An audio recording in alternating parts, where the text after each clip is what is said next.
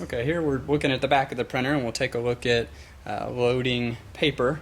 You see this door just opens. It's not tied down or anything, so for some reason you're tilting the printer. You got to keep that in mind. The paper will fall out if you turn the printer upside down, but typically at 60 pounds that's not going to happen on purpose. To pull the paper out, you can just pull it, and the paper comes on a roll like so, and you have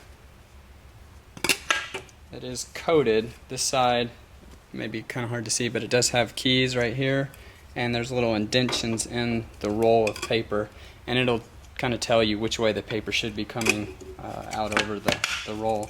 And then again, in the printer we've got a blue side and a gray side, so you know which way to load it. So when you load the paper, you just basically lay it there, and then there are two guides here. It tells you where to put the paper, and you really only put it in maybe just far enough to where it catches, something like that. And typically you're going to do this with the printer on. I've got the printer turned off because it is a little bit noisy.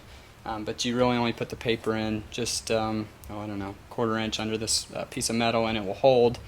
And then your next step is to go to the front panel and hit the paper set button, and that'll actually cause the printer to load the paper, check the alignment, and it will cut off two little scrap pieces of paper, maybe 6 to 8 inches each, and that is normal, and they do give you extra paper because of that. So when you finish printing, you will have some extra paper left over, and that's normal. It doesn't mean that you've had a problem or we're short on ribbon.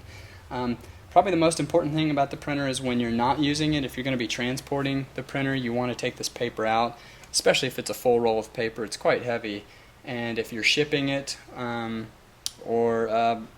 basically if it's out of your possession, if somebody dropped the printer, even if you've got it packaged really well, this can float in the printer, and it could cause some damage. The most common thing I've seen is the spindle breaking, the little plastic tabs, and of course that spindle breaks. It would pretty much keep you from printing.